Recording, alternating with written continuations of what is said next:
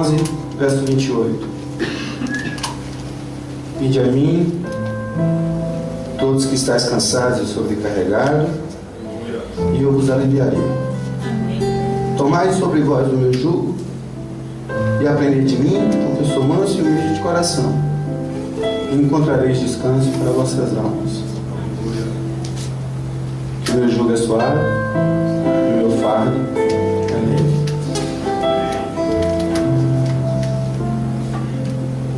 Sempre quando a gente vai ministrar uma palavra, e hoje as orações de Samuel realmente testificaram muito que era essa palavra que a gente tinha que dar hoje, quando fala da natureza má, quando fala da extrema urgência que a gente vive, quando dá um certo desespero. O desespero é ruim por ser desespero, mas ele é bom porque é de Deus. O Espírito Santo ele nos leva a esse estágio de susto, para que a gente fique alegre, para que a adrenalina suba, espiritualmente falando, e a gente tome decisões que muitas vezes estão sendo proteladas por dias, semanas, anos, e muitos a vida acaba antes que essa decisão seja tomada. Se a gente ler um pouco acima o contexto que Jesus fala essa palavra, eu vou puxar um pouquinho para cá, porque o ar está lá em frente aqui. Mais acima no texto, ele está fazendo um alerta a algumas cidades que ele tinha passado: Corazim, Betsaida, Cafarnaum. E ele diz: ai de ti, Corazim, ai de ti, Betsaida, ai de ti, Cafarnaum. Se vocês tivessem ouvido, e de quem vocês ouviram? Aqui eu estou parafraseando, tá, gente? Mas é mais ou menos isso que o Senhor fala. E de quem vocês têm ouvido? A cidade de Tiro, Sidom, Sodoma e Gomorra, para elas, segundo a palavra aqui do Senhor, vai haver menos rigor para essa cidade do que para vocês. E aí ele fala: vinde a mim. E quando eu olhei esse contexto, eu percebi algo diferente. É um convite tremendo, um convite de vida eterna, mas ele vem carregado de uma urgência e de um peso que eu não tinha percebido até então. Essas cidades, queridos, se a gente for observar na história, se a gente for observar na Bíblia, foram cidades que tiveram sua vida pautada na luxúria, na idolatria, nas riquezas, no comércio. Cidades abastadas, portuárias, cidades ricas, com muitas ofertas. Nada diferente do que a gente vive hoje. Hoje o mundo vive apesar das crises, ele vive uma pujança econômica. Na riqueza do seu comércio, o homem se corrompe. Na torpeza da vida, as pessoas se matam, se enganam, só buscam seus próprios interesses, só vivem uma vida egoísta. E onde se diz a paz, a guerra. Onde se diz que há alívio, a mentira. A verdade está sendo ocultada, camuflada, e como Paulo Júnior diz, nós não conseguimos entender a não ser pelo Espírito Santo, porque com a queda nós nascemos rebeldes. E a sabedoria do homem, ela não é sabedoria, ela é animal, ela é terrena e ela é demoníaca. Isso é duro, mas é verdade, é a palavra. Então tem-se um estado de engano. Então ai de ti, Salvador, ai de ti, Brasil, ai de ti, Europa, ai de ti, Ásia. Então existe um peso, uma emergência para essas coisas. Quando a gente percebe lá em Ezequiel 28 que Jesus diz ao príncipe de Tiro, ele diz em Ezequiel 28:16: na multiplicação do teu comércio se encheu o teu interior de violência e pecaste, pelo que te lançarei profanado fora do monte de Deus e te farei perecer. Então essas palavras deixam muito claro qual foi o fim dessas cidades. Não repetindo a morte e destruição. Então, o que a gente vai falar, compartilhar é urgente. É urgente. o Senhor ministra aos nossos corações. Aquele que está indeciso, não esteja mais indeciso. Aquele que não entendeu, entenda. Aquele que não está ouvindo, ouça. Hoje é o ano aceitável do Senhor. A irmã falou de carvalhos de justiça, né? Isaías 61 diz isso. O Espírito do Senhor está sobre mim, porque o Senhor me ungiu a pregar boas novas quebrantados. E enviou-me a curar os quebrantados de coração e a pôr em liberdade os cativos, como carvalhos de justiça, a pregoar o ano aceitável do Senhor e o dia da vingança do nosso Deus. Ele é santo, Ele é bom, Ele é misericordioso, mas Ele é justo e Ele vai fazer juízo. Isso está alertado, está escrito, está definido, está selado. Quando a gente pensa numa história de sofrimento, hoje a gente vê o coração das pessoas, vamos falar de nós agora, sofridos, temerosos, com situações do cotidiano que nos trazem amargura, nos trazem dor, nos trazem desalento. E Jó passou, é o maior exemplo de sofrimento, e tem todo um tratado a respeito disso. E a gente percebe alguns amigos, né, que a gente poderia dizer que é o conselho do mundo, né? Então, é porque você tem pecado, é porque você tem pecado. E hoje está uma área de acusação aqui. Um espírito de acusação que está repreendido agora em nome de Jesus. Amém. O Espírito Santo, ele veio para convencer do pecado, da justiça e do juízo. Te consola, te perdoa e te traz alívio. Amém. Quem acusa é o diabo. Não aceita a acusação. A palavra, ela vem para trazer clareza, ela vem para trazer fé. Ela nos transforma a partir de um entendimento que gera convicção em nosso coração, que gera fé verdadeira. E esse é o problema que o Paulo Júnior falou pra gente. Crise de fé. As pessoas pensam em fé, mas estão praticando crença, credulidade que leva para o inferno. Precisamos entender o que é fé, para que esse entendimento transforme a nossa mente, traga convicção ao nosso coração e gere essa fé. Porque a fé vem do ouvir da palavra de Deus. A fé é o único meio que nós temos para agradar a Deus. A fé é o único meio que nós temos para alcançar a salvação. Pela graça somos salvos mediante a fé para as boas obras. Não adianta fazer boas obras para depois ter fé. Não. A salvação está de graça, favor de Deus, através da cruz, seu Filho Jesus. Mas mediante a fé. Não é credulidade. Não precisa subir montanhas, não precisa andar no Santiago de Compostela, não precisa andar de joelho, não precisa nada. É crer. Mas que crer é esse que nós estamos falando? De fé ou credulidade? Precisamos separar esse joio e esse trigo do nosso meio. E daqui sai um povo que vai falar uma palavra limpa, palavra pura. Faça a urgência desse evangelho.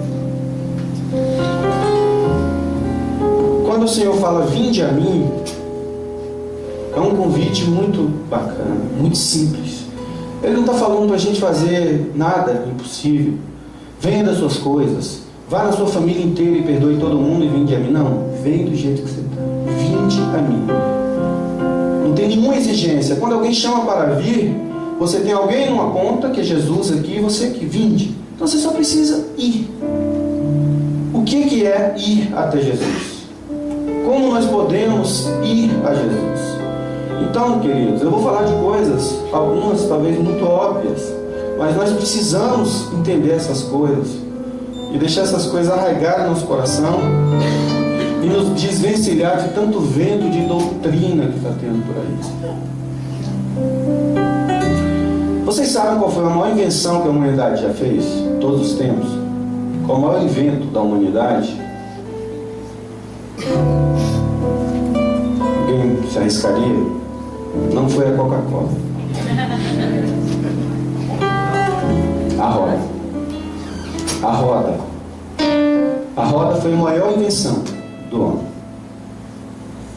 Todos os circuitos, o relógio, você tem engrenagem, tudo é a partir dessas cinco ferros. Quase tudo que a gente tem precisa da roda. É a maior invenção. Eu assisti um desenho animado uma vez que simulava a época das cavernas, e eles não tinham inventado a roda, então era tudo quadrado. Então a carroça lá, o menininho puxando o carrinho, Você assistiu esse desenho? E aí chegou um cidadão, uma pedra, uma roda. Veja o que eu inventei, feliz da vida. Então, olha o que eu inventei, trazendo a roda assim, né? Olha o que eu inventei, gente. Então todo mundo fez aquele círculo ao redor dele. Que coisa incrível, veja o que eu inventei. Aí ele pegou a roda, colocou em cima de um suporte, inventei a mesa. Mas é isso que nós estamos fazendo no Evangelho. Nós estamos fazendo da roda uma mesa. E funciona. E funciona. Então aquelas coisas difíceis que o Paulo Júnior falou, que a gente faz o que é certo, mas não é bom, é mais ou menos isso. Nós estamos usando a roda como uma mesa. E nós só vamos deixar de usar a roda como mesa através do Espírito Santo. Samuel não pode, ninguém aqui pode, nenhum pastor pode, ninguém pode. Só o Espírito Santo direcionando homens e mulheres, lavados, remidos e diminuídos, esmiuçados, para que ele cresça, apareça, sua obra seja mostrada ao mundo, como luz nas trevas, como sal nessa terra. Então ele diz: vinde a mim. Tem um livro muito conhecido chamado Peregrino. Acredito que muitos irmãos aqui já ouviram falar ou já leram. Esse livro foi escrito no século XVII. É o segundo maior best-seller de todos os tempos, depois da Bíblia. Para quem não sabe, a Bíblia é o maior best-seller. É o livro que mais se vendeu, que mais se vende. E o Peregrino é o segundo. E esse Peregrino fala de um homem atordoado por um fardo muito pesado nas suas costas. E esse homem se chama cristão. E esse cristão, ele não sabe o que fazer com esse fardo. Ele não consegue desatar esse fardo de pecado, esse fardo de culpa, esse fardo de lei, de mandamentos que ele não consegue cumprir. E isso é uma alegoria muito interessante para a vida cristã. Traz uma luz de forma alegórica. Quando a gente fala de alegoria, porque não fala com precisão, mas traz, como o Samuel faz muito aqui, os teatrinhos é como se fosse isso, é um esquete, um teatro, para que a gente consiga cair a ficha de verdades que vão mudar o mundo e mudar a nossa vida, meu irmão. Para mudar o mundo, a gente precisa mudar a nossa vida. E esse cristão, ele vai à busca, e essa busca é isso mesmo. Ele passa por pântanos, ele chega, tem vários caminhos. Aí tem um que é muito mais bonito e mais largo, e o outro é muito estreito, ele está cansado. Ele fala: pô, mas esse aqui está indo na mesma direção. Há caminhos que ao homem parece ser bom, mas o seu final é morte. Então essa alegoria vai abrindo os olhos para essas coisas para a gente. E ele está buscando o Monte Sião, como a gente leu aqui em Ezequiel: você foi tirado do Monte Sião. Nós estamos no Monte Sião, meu irmão. Nós vamos chegar lá na Nova Jerusalém, em nome de Jesus. E esse peregrino está nessa busca por esse fardo. E ele busca o caminho do legalismo. Ele passa por cidades de luxúria. Ele ainda resiste a muitas coisas. E ele vê pessoas tentando persuadir o tempo inteiro. Não ouçam o conselho do mundo, ouçam o conselho de Deus. E o conselho de Deus está na sua palavra. Busquem essa palavra. Busquem essa palavra. Se vocês puderem reter alguma coisa dessa pregação, retenham só isso. Busquem esta palavra. Aqui vocês vão achar todas as respostas e, mais importante, a salvação das vossas almas. Sem ouvir a palavra de Deus, nós não conseguiríamos gerar fé dentro dos nossos corações. A fé vem do ouvir da palavra de Deus. Ouçam o conselho de Deus nessa palavra. É impressionante, é estarrecedor como as pessoas não conseguem ler a Bíblia. É impressionante do ponto de vista humano, mas espiritualmente falando, é normal. Se você tivesse um inimigo que ele sabe que ele tem um grande tesouro, óbvio que ele vai te desviar daquele tesouro. E essa alegoria mostra essa busca desse homem. E ele encontra um evangelista. O mundo está precisando de evangelistas, de pessoas que às vezes estão do seu lado, um vizinho, um pai, uma mãe, um filho, precisando ouvir essa palavra. E é muito simples, vinde a mim. Vinde a mim. Cristiano Ronaldo fez um gol um dia e falou, eu estou aqui. Sou mais Jesus. Ele está aqui. Ele está no controle. Ele é a resposta. Mas nós precisamos ir. E como nós vamos? Para a gente ir a alguém, a gente precisa conhecer esse caminho. A gente precisa saber onde ele está.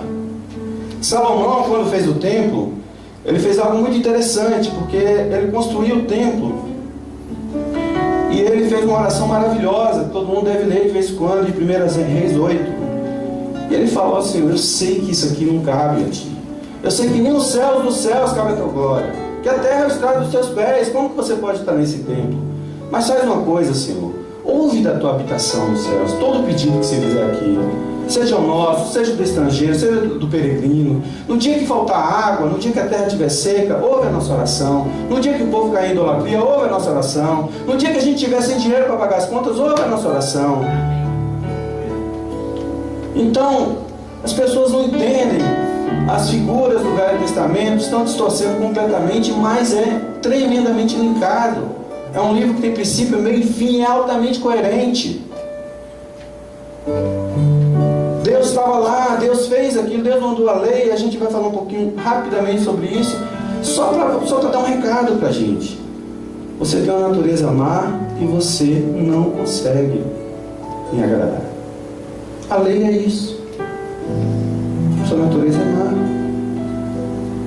Minha natureza é má. Paulo falou, poxa, eu achava que cumpria a lei, mas quando eu cheguei lá, não cobiçarás, eu vi que eu estava perdido. Eu estava perdido. Então ele tinha um plano eterno. O plano eterno é a graça. Mas o seu plano histórico é lei e graça. Para quê? Olha, você não consegue. É como um pai que tem um filho de 3 anos e tem um caminhão. Troca aquele pneu ali. Aí o filho, tá bom, pai, ele vai tentar. Não consegue, tá? Você não conseguiu, tá vendo? Eu só fiz isso para você entender que você não consegue. Então vinde a mim. Vinde a mim. Você vai conseguir, mas vinde a mim. Deita no meu colo. Deixa comigo. No primeiro momento você não vai entender bem. Você vai sentir um negócio diferente. Você vai sentir uma paz que você não entende. Você vai ter uns arrepios que você nunca teve. Você vai ter uma presença maravilhosa, uma harmonia que você nunca viu. Você vai ver uma glória, você vai perceber atributos de longanimidade, de perseverança, de paz interior que você nunca percebeu, apesar das circunstâncias. Como diz aquela música, essa paz que se imprime em minha alma não é porque tudo me vai bem, mas é algo muito maior e que o mundo não pôde conhecer. Então vinde a mim, como a gente tem cantado, não se turbe o vosso coração. Jesus não falou isso à toa não, porque o negócio é difícil. O mundo jaz no maligno. Se você está num pântano, é difícil andar num pântano. Mas não se turbe o vosso coração. Crede em Deus e crede em mim. Vinde a mim. Em outro momento, Jesus também falou, aquele que quer vir após mim, tem que fazer uma coisa. Negue-se a si mesmo e tome sua cruz. É o que a gente tem cantado. A gente tem que morrer para nascer de novo. Velho Márcio tem que subir, velha Juliette, velho Marcelo tem que morrer. A carne inclina para a carne, o espírito inclina para o espírito. Carne é má, o espírito é bom. Existe uma luta. E aí nós precisamos desenvolver isso. E aí como que a gente desenvolve? Negue-se. Negue-se. Vinde após mim, negue-se a si mesmo. Tome sua cruz. A cruz é morte. Não tem outra coisa para a cruz. É morte. A gente viu em outra ocasião que Jesus encontrou 10 leprosos, na verdade, que foram até Jesus. Mas apenas um encontrou. Os 10 foram curados. Mas apenas um encontrou verdadeiramente. A palavra do Senhor diz que os olhos do Senhor passam por toda a terra. E Ele se mostra forte com um tipo especial de gente. Aquele cujo coração é inteiramente dele. Deus não está olhando se você é uma pessoa perfeita, se você é um adolescente que tira nota 10 e não colou esse ano. Eu já orei por vocês, Deus está tendo misericórdia dos adolescentes aqui. Deus está buscando aquele cujo coração é inteiramente dele. Davi foi um grande exemplo disso. Um homem que errou muito, mas ele tinha uma sede muito grande de acertar. Ele tinha um coração voltado, ele entendeu a graça, ele entendeu o que Deus queria. Então, quando a gente vê esses versos, a gente vê os leprosos, a gente vê a morte na cruz, a gente percebe que esse vinde a mim não é, evidentemente, um caminho natural. Não é vir aqui aos domingos, não é ter um número mínimo de liturgias, de cultos, não é aquele que ora X minutos por dia ou X horas por dia. O vinde a mim é uma disposição espiritual, de um coração que se lança e olha para o mestre e fala: Senhor, eu não consigo, eis-me aqui. Toma-me, Senhor, rendido estou. Aos pés da cruz me entreguei.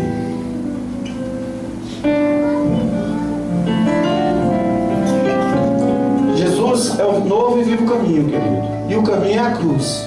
O seu sangue nos proporcionou isso. Nós vimos uma pregação outro dia de um muçulmano que ele se converteu porque ele foi lançado para ser missionário do islamismo.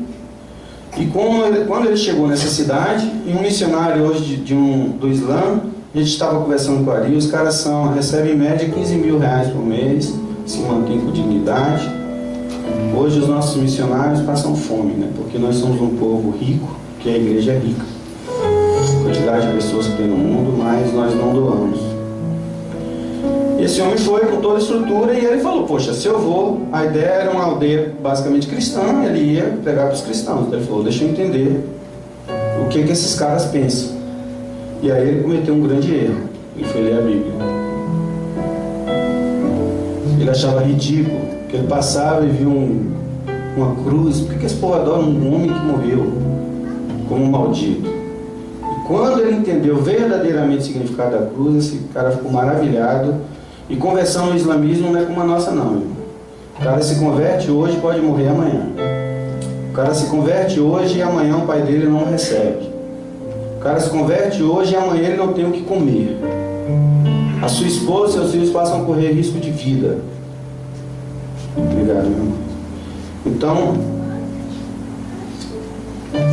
o cara se converteu sozinho, já que não teve nenhum evangelista nessa palavra. E ele se converteu pontualmente porque ele entendeu a história da cruz, que era o que ele achava mais ridículo.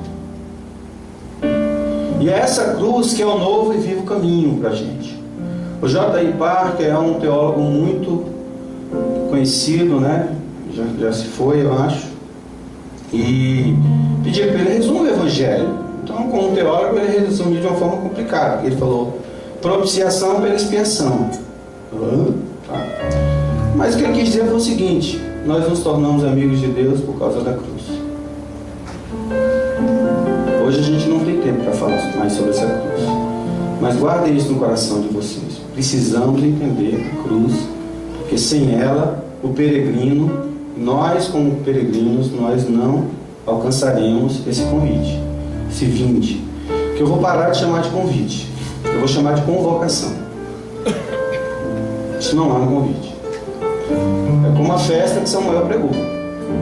Deus está convocando um povo que não tem acepção: rico, pobre, amarelo, branco, azul, vermelho, que crê em qualquer coisa, que vem de qualquer lugar. Vocês estão convocados. Venham os mendigos, venham os desafortunados, todos estão convidados. Mas nesse mesmo texto ele dá uma dica de quem que vai conseguir chegar. Vinde a mim, vós que estáis cansados e sobrecarregados. Então isso nos dá uma pista do tipo de pessoa que vai conseguir encontrar esse vinde, que vai conseguir encontrar essa cruz. Porque se você se sente muito bem, se você é um pecador alegre, você não vai encontrar, não. Se você é um pecador desesperado, Deus vai tirar o desespero, mas é bom passar por esse desespero. Esse desespero vai gerar vida em abundância. Porque quando a gente se toca da nossa verdadeira condição, quando o Espírito Santo realmente nos revela quem nós somos, é um negócio impressionante. A gente fala como é que Deus me perdoa. Aí a gente vê a grandeza de Deus. Nós somos nosso maior inimigo, meus irmãos. Nós somos grandes inimigos de nós mesmos. E a dependência do Espírito Santo tem que ser muito grande. E nessa fase da palavra que eu estava preparando, eu senti no coração de falar um pouco sobre a natureza do homem. E eu fiquei assim com o Espírito do Senhor, para falar isso, Senhor, esse negócio não é muito bom de falar, eu não queria, a gente tem recebido umas palavras tão duras ultimamente, e ainda falar essas coisas e tal, mas a gente tem que obedecer. E hoje, com o peso da reunião, graças a Deus, o Espírito Santo realmente confirmou. E esses dias eu andei vendo um pouco do C.S. Lewis, a biografia dele, alguns filmes dele, e ele fala uma frase. Ele passou por guerras, né? Primeira e Segunda Guerra Mundial, e ele fala uma frase tremenda, que é a seguinte: Deus sussurra e fala a consciência através do prazer, mas grita-lhe em meio à dor. A dor é o seu megafone para despertar um mundo adormecido. Eu vou repetir. Deus sussurra e fala a consciência através do prazer, mas grita-lhe em meio à dor. A dor é o seu megafone para despertar um mundo adormecido. E quando a gente percebe isso, que o Tiago fala, queridos, tenham alegria em passar por tribulação, porque a tribulação vai gerar esperança, que vai gerar perseverança, que vai gerar fé. Então, nesse sentido, nós não somos masoquistas, mas a dor realmente nos aproxima de Deus. Quando tudo vai bem, a gente tende a se distanciar. Os 10 leprosos, ficou tudo bem, 9 foram embora, tiveram mais uns anos de vida, pele limpinha, mas não encontrou o maior tesouro, que era o Senhor. E nesse sentido, eu gostaria de falar algumas coisas sobre o homem que estão na Bíblia. Não estou inventando nada aqui. A gente precisa ter muito claro quem é Deus e quem é o homem. Nós não temos tempos hoje de falar de Deus, mas eu queria deixar 3 coisas sobre Deus. Deus é Criador, Deus é santo e Deus é justo, como a gente já falou. E Ele precisa aplacar a sua ira. E aquele que não poupou o seu próprio filho, não tenho dúvida que Ele vai efetuar a sua justiça. E por causa da sua misericórdia, Ele tarda a sua vinda, para tentar salvar o máximo possível.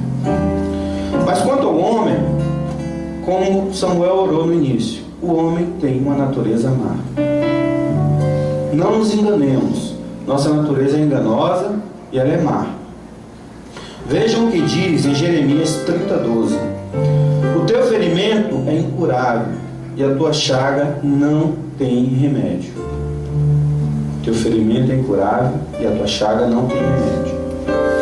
No próprio Jeremias 13:23 diz: pode o etíope mudar sua pele, ou o leopardo suas manchas? Tampouco podeis vós fazer o bem.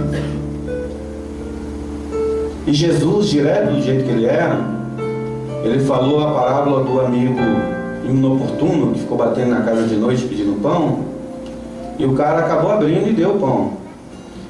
Ele disse assim: olha, vocês que são maus, sabem fazer boas coisas, está vendo a diferença entre fazer o certo e não ser bom? Vocês são maus, sim. Ainda fala, imagina o Pai Celeste. Pensem nisso.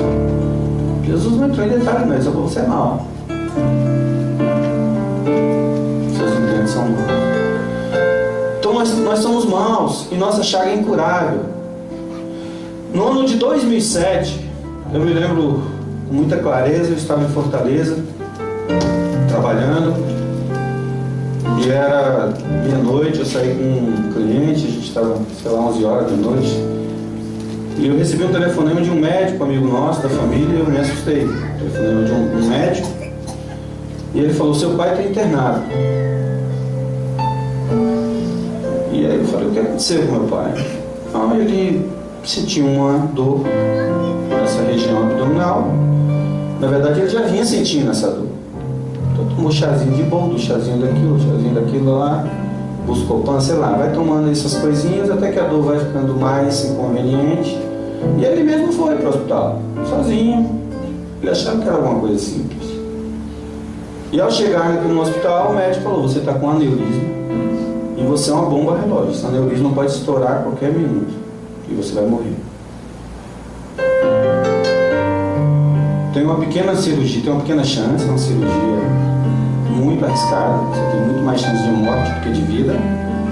Você tem que fazer agora. E dá para fazer em Vitória da Conquista. O ideal era você ir para Salvador, mas até para ir para lá, questão de avião, despressurização, pode estourar o aneurisma na aorta. E me ligaram, a gente teve que tomar aquela decisão e nós optamos em operar em Conquista para não correr o risco de alguma despressurização. E 2 dias depois ele faleceu.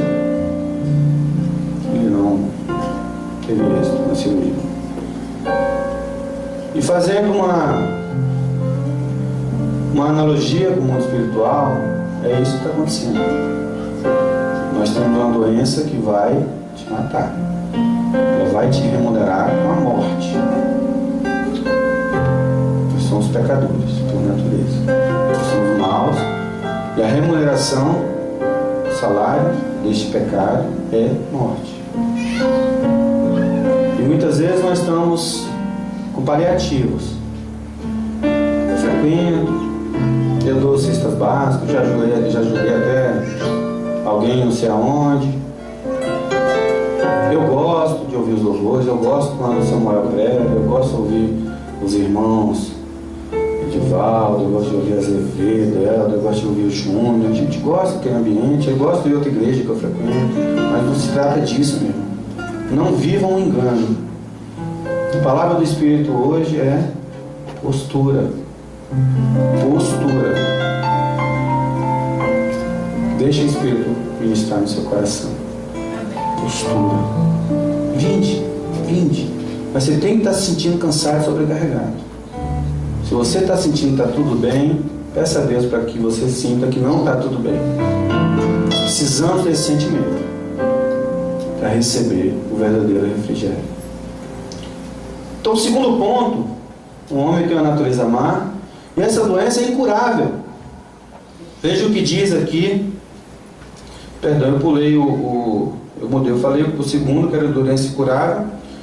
E o ponto 1, que o homem é mau, é Romanos 3,23 diz que todos pecaram e destituídos estão da glória de Deus. Em Romanos 7,18 diz: eu sei que em mim, isto é, na minha carne, não habita bem algum. Então, o primeiro ponto eu acabei trabalhando aqui: o homem é mau. Segundo, a doença é incurável, que eu já tinha lido em Jeremias. O teu ferimento é incurável e a tua chaga não tem remédio. E tem um terceiro ponto, que é justamente o grande risco.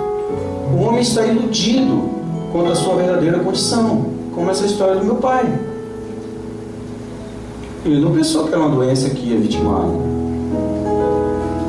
Espiritualmente falando, estamos todos mortos sem a cruz, sem o sangue de Jesus. Então, querido, como é urgente essa mensagem de nascer de novo, de reconhecermos através do Espírito essa nossa verdadeira natureza, essa nossa verdadeira condição. Nós não estamos falando de religião. Essa ilusão, esse estado ilusório que nós nos encontramos, tem nos levado à religião. O homem, ele é espiritual, ele tem eternidade dentro de si. Eclesiastes diz lá: Deus colocou a eternidade no coração do homem, mas esse não sabe todas as coisas que Deus fez do princípio até o fim. Então, por isso que a gente não aceita a morte. Todo mundo sabe que vai morrer, mas nós não conseguimos aceitar a morte, mesmo os que nasceram de novo. A morte não faz parte. Essa carne nem sangue não herdará o reino dos céus. Nós não mais teremos isso. Mas é aquela história: como uma pessoa tem um braço amputado, não sei se vocês já ouviram falar isso, a pessoa fica um período de tempo com a sensação de que aquele braço está lá ainda. Relatos de pessoas que sentem coceira e não tem como coçar. Então houve uma quebra, houve um estado de rebelião, que houve uma separação com Deus, e esse sentimento de eternidade é um braço amputado. Nós continuamos achando que somos eternos. tem um lado bom, porque seria insuportável essa vida, achar que está morrendo todos os dias. Então, pela graça de Deus, a graça comum, Ele permite as pessoas viverem. E tem alguns momentos, tem a natureza que, apesar de estar gemendo, ainda assim é maravilhosa. Mas aí vem a promessa: reconheça, negue-se a si mesmo, jogue-se na cruz, novos céus e novas terras vos esperarão. Então, nós temos uma roda, não é uma mesa. O Senhor veio para nos ajudar, vem. O Senhor entende que a gente precisa pagar nossas contas, não tenha dúvida disso. Ninguém está pregando isso. Mas nós não podemos fazer do Evangelho um comércio. Nós não podemos fazer do Evangelho uma barganha. É algo muito mais grave, nossa chaga é incurável. Precisamos nascer, diminuir e propagar. A segunda etapa, quando nós estivermos com Jesus, novos céus e nova terra, nem olhos viram, nem ouvidos ouviram, nem jamais penetrou em coração humano. Mas vai ser muito bom. Vai ser tremendo. Vai ser dinâmico. Não haverá choro. Ele enxugará as lágrimas. E eu fico pensando em Apocalipse, mas se não vai haver mais choro, como que vai enxugar as lágrimas? Não tenho resposta clara, mas possivelmente a gente vai ficar lembrando de coisas que a gente poderia ter feito aqui, talvez de pessoas que não entenderam essa mensagem, não encontraram a salvação. E Ele vai nos aliviar, é esse alívio que a gente sente. Tem um grupo que está se convertendo agora, esse primeiro momento é maravilhoso, é o primeiro amor. A gente sente algo, você não entende ainda direito a palavra, você ainda está com algumas coisas que não estão fechadas, mas o trem é bom e você quer mais, e você quer mais, e me dá dessa água, Senhor, me dá dessa água, e quer estar junto, e é isso mesmo. Esse sentimento é uma característica de quem nasceu de novo. Querer estar junto, querer estar em comunhão, querer estar ouvindo, querer estar aos mestres, aos pés do mestre, compartilhando, sentindo, ouvindo, tirando nossas máscaras, nossos orgulhos. Porque o mundo é só orgulho e vaidade. A gente vive num mundo muito doido, mas não vou entrar nisso. Querido, e aprendei de mim, e eu vos aliviarei. Tomai sobre vós o meu jugo. Essa parte é muito interessante, porque ele fala: tomai sobre vós o meu jugo. E ele diz o porquê mais na frente: porque o meu jugo é suave e o meu fardo é leve. O que é um jugo? Jugo é aquela peça de madeira que coloca nos bois. Não sei se o pessoal que está acostumado com fazendas, eu já fui em fazenda e já vi isso bastante. Normalmente você coloca os bois enfileirados e eles ficam presos àquele jugo, e aí eles dão só essa física, né? Ou seja, 2 empurrando, evidentemente vai, ou 3 ou 4. E esse negócio é tão sério que na lei de Moisés estabelece que não pode haver jugo desigual. Um cavalo e um boi, um cavalo e uma vaquinha. Por quê? Porque o compasso vai ser diferente, um vai estar andando assim, outro vai estar andando assim. Um é mais forte, outro é mais fraco, um é mais alto, outro é mais baixo. Um tem algum desvio de interesse para algumas coisas, outro para outra. Então tem que ser jugo igual, cavalo com cavalo, boi com boi. E de preferência que tenha uma mesma estatura, para que a coisa seja a mais uniforme possível. Quando você tem uniformidade, a física mesmo, eu fiz engenharia, acho que tem alguns aqui que fizeram também. Uma das coisas que mais me impressionou foi a imagem de uma ponte gigantesca sendo destruída. 2 casos. Os soldados marchando. O pessoal lá do Jorge, do bombeiro lá, começou a marchar em cima. E o que aconteceu? Aquela frequência daquela marcha deles atingiu a mesma frequência que aquela ponte tinha, porque tudo tem frequência, tudo está vibrando. E quando a frequência foi igual, aquela ponte começou e desabou. E o vento foi a mesma coisa. Um exemplo mais simples de ver é o do balanço, né? Você está balançando seu filho. Se você for no momento errado, você para. Você tem que ir no certo, você só dá um toquezinho e ele vai. Por quê? Porque você está na frequência daquele balanço. Então a gente tem que estar todos numa mesma frequência. Ele fala: tomai sobre vós o meu jugo. Então se você toma o jugo de Jesus, eu tomo o jugo de Jesus, você toma o jugo de Jesus, todos nós estaremos automaticamente sob o mesmo jugo. Estaremos num só corpo. num só coração, num só Espírito, um só Senhor, um só batismo, uma só palavra, uma só pregação, um só Evangelho, um só amor. Tomai sobre vós o meu jugo. Isso é tão sério, querido. A palavra jugo, cônjuge, significa também jugo. Vem mesmo jugo, duas pessoas vivendo o mesmo jugo. Você entende porque hoje tem tanta separação? Você entende porque hoje os casais estão com tanta briga? Jugo desigual. Você trabalha, eu faço. Isso é meu, isso é teu. Somente o lado financeiro hoje. Há um tempo atrás, a gente ficou estarrecido com um pessoal que tinha 2 filhos e um estava com cabelo, parecia uma coisa estranha.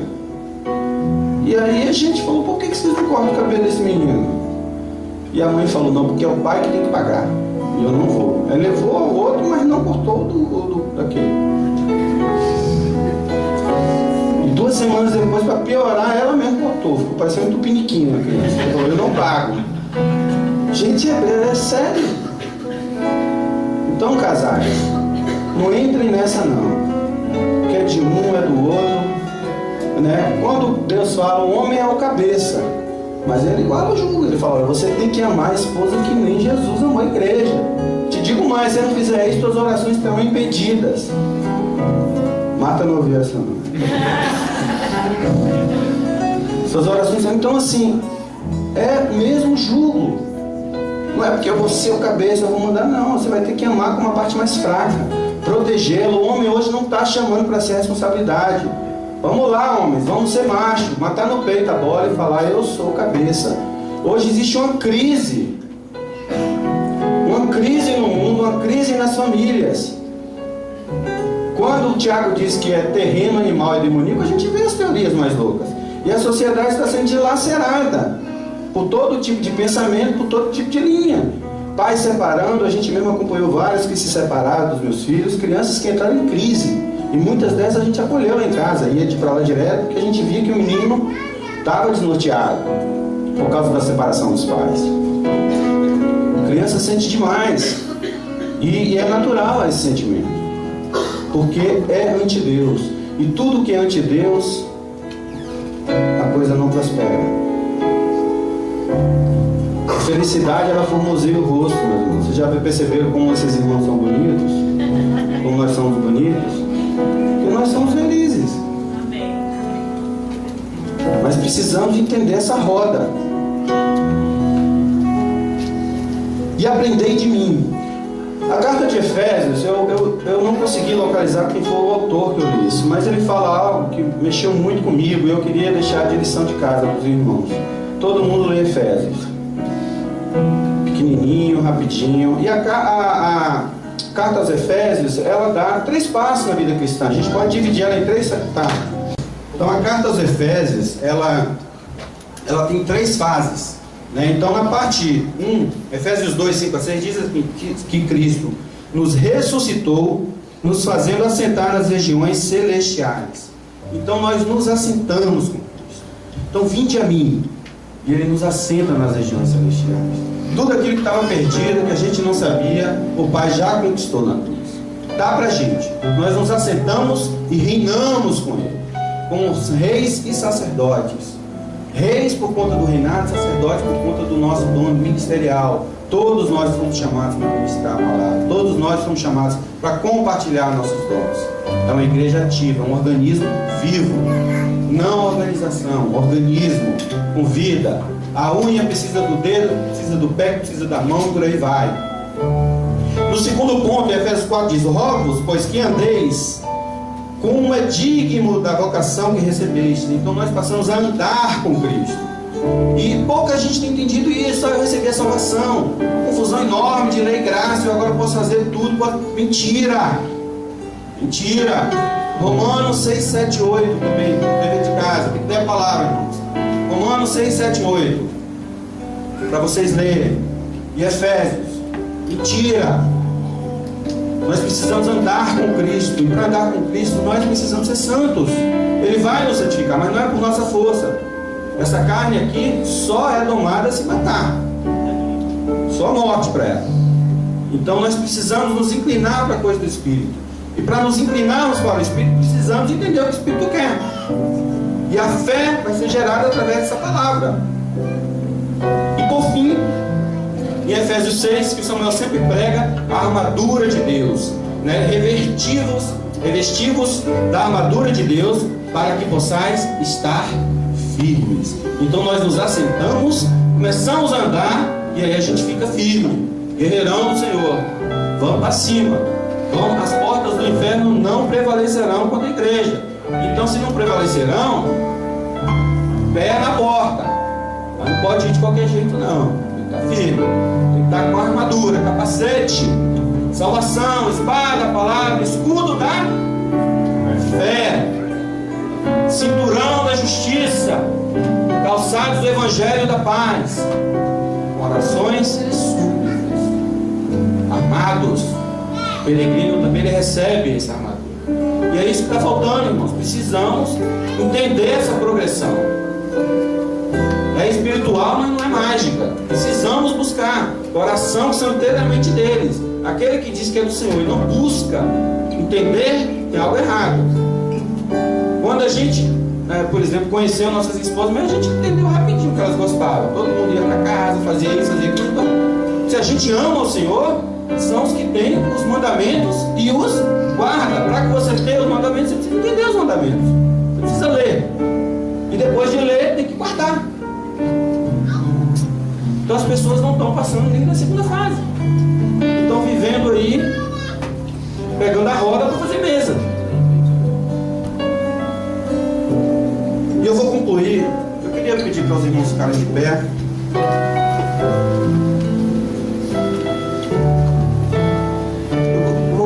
Com alguns pontos que o Espírito Santo colocou e que eu já externei, mas eu gostaria de relembrar os irmãos.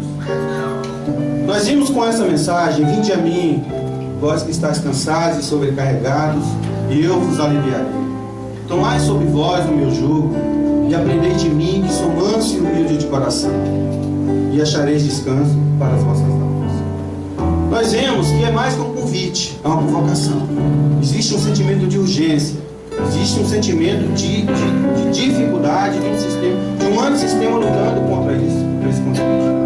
Nós vimos também que precisamos desse perdão, dessa libertação. Nós entendemos um pouco mais sobre a nossa natureza, sobre a nossa inclinação dentro da carne. Irmãos, se você não entendeu muito claramente isso, leia, releia, pergunte, compartilhe, porque isso é de extrema necessidade. Mas não entre em desespero. É importante ter essa percepção, mas a solução foi dada. O problema é aquele que está ali alegre, achando que está tudo certo e não está.